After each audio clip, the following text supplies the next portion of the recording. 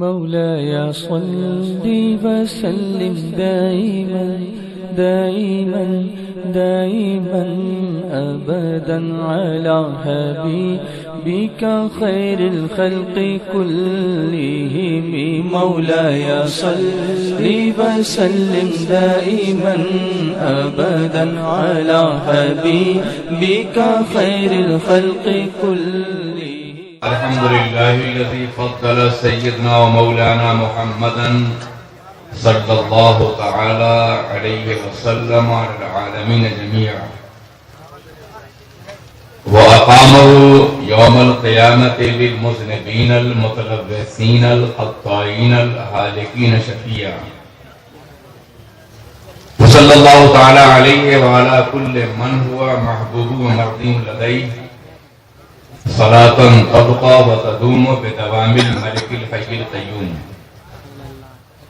ونشهد أن لا إله إلا الله وحده لا شريك له ونشهد أن سيدنا ومولانا محمدا عبده ورسوله. أما بعد فأعوذ بالله من الشيطان الرجيم. بسم الله الرحمن الرحيم. ان الدین عند اللہ الاسلام. صدق اللہ العلی العظیم. امیر سنی دعوت اسلامی اسٹیج پہ جلوہ کر علماء ملت اسلامیہ جن سے اسٹیج معمور ہے ہر ایک کے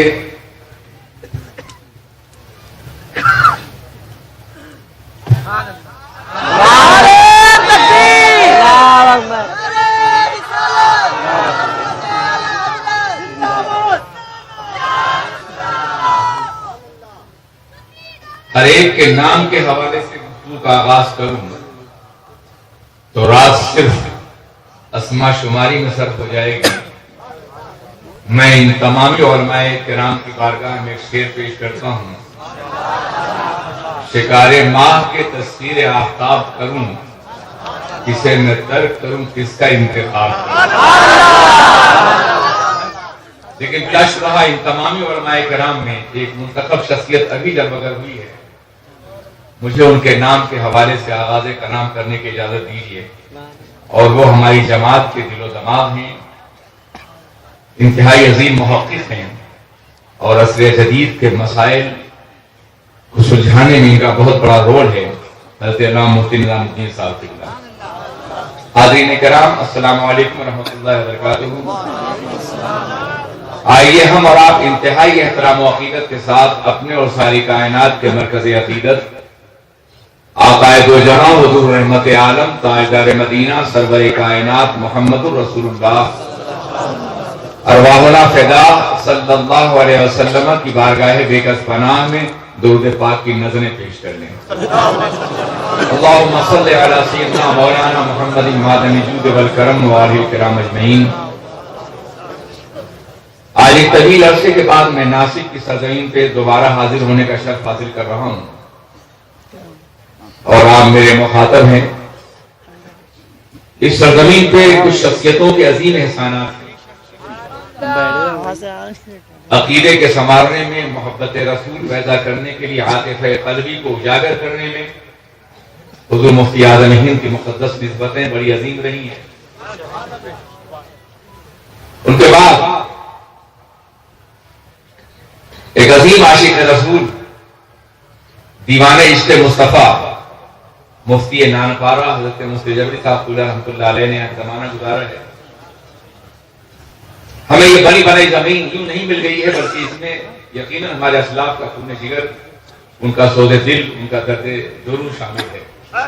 ہم ان کی بنائی ہوئی زمین پہ کام کرنے کے لیے حاضر ہوئے ہیں. میں اس شخصیت کو نہیں بھولوں گا جس کے خاندان نے اس شہر میں بے پناہ کام کیا ہے. حضرت خطیب رحمۃ اللہ تعالیٰ ان کا وصال ہو گیا ہے. میں ان کے وصال یا پہلو میں نہیں پہنچ سکا. اللہ ان کی قبر کو اپنے انوار سے بھر دے. یہ تمامی لوگ ہمارے لیے ہمارے بڑے محسن ہیں اور اس شہر میں مسلک اور عقیدے کے اعتبار سے زندگی کو بیدار کرنے میں بڑا اہم رول ادا کیا ہے. رحمہ اللہ میرے ساتھیوں، بلبل باغ مدینہ اندلیب گلشن رسالت جناب قاری رضوان صاحب کے انتہائی بربرا انگیز اور دلوں کو گرما دینے والے کلام کے بعد کسی فکری موضوع پہ خطاب کرنا خاصا مشکل ہوگا۔ یہ میرے لیے امتحان بھی ہے اور آپ کا بھی امتحان ہے کہ آپ مجھے برداشت کر سکیں گے یا نہیں کر سکیں گے۔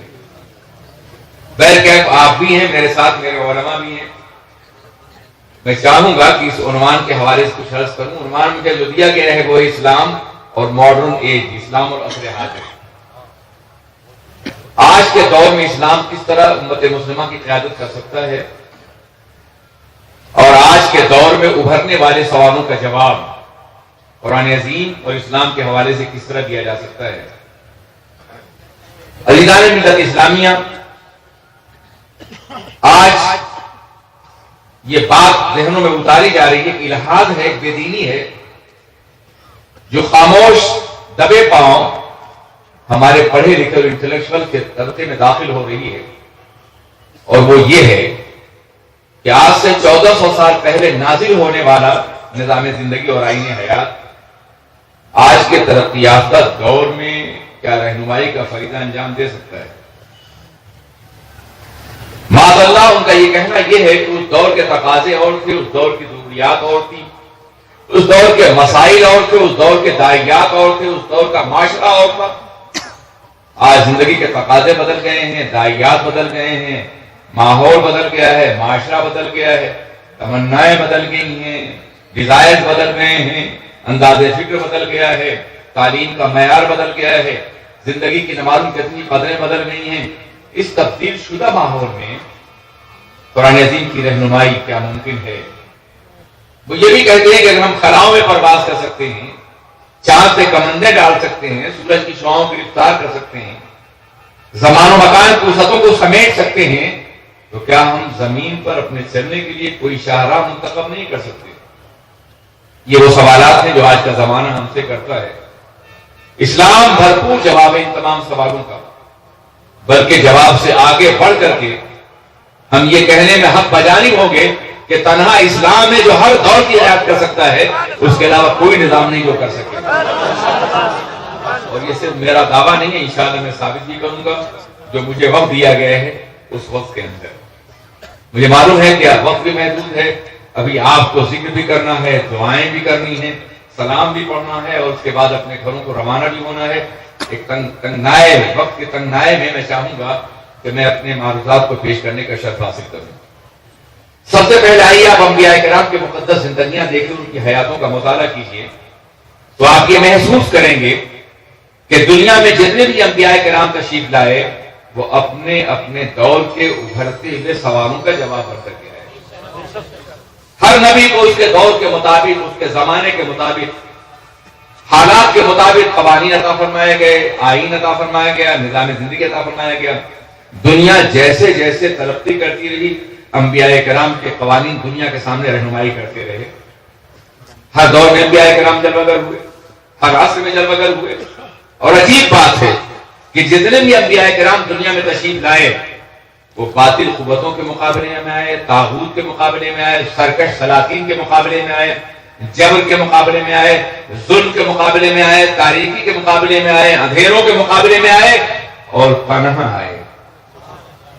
فرعون کے مقابلے میں موسیٰ علیہ السلام تنہا آئے، نمرود کے مقابلے میں ابراہیم علیہ السلام تنہا آئے، اپنے دور کی انتہائی ظالم قوت کے مقابلے میں جناب عیسیٰ کو تنہا بھیجا گیا، اور سینکڑوں نمرودوں اور فرعونوں کے مقابلے میں رسول پاک تنہا جلوہ گر ہوئے۔ کبھی آپ نے یہ سوچا کہ ایسا کیوں ہوا؟ اللہ تو قادر مطلق ہے، اگر وہ چاہتا تو پہلے اپنے نبیوں کو، اپنے انبیاء کو، اپنے منتخب اور مصطفیٰ برگزیدہ بندوں کو پہلے وہ فوج عطا فرماتا، طاقت عطا فرماتا، سرمایہ عطا فرماتا، اقتدار عطا فرماتا، قوت عطا فرماتا، ناقابل شکست مادی توانائی عطا فرماتا، اور اس کے بعد اسے فرعون کے مقابلے میں انہیں اور نمرود کے مقابلے میں بھیجتا۔ لیکن ہم نے ایسا دیکھا کہ ایسا کبھی نہیں ہوا۔ ہر دور میں نبی تنہا جلوگر ہوئے، مادی وسائل سے معرہ جلوگر ہوئے، بغیر مادی قوت کے جب اگر ہوئے، بغیر آوان و انصار کے جب اگر ہوئے، بغیر کسی فوج کے جب اگر ہوئے، بغیر کسی طاقت کے جب اگر ہوئے، بغیر کسی تخت و تاج کے جب اگر ہوئے، ہر دور میں ایسا ہوتا رہا۔ ایسا کیوں ہوا؟ میرے عزیز ساتھی، اس میں اللہ کی مصلحت تھی، حکمت تھی، وہ مدبر حقیقی ہے۔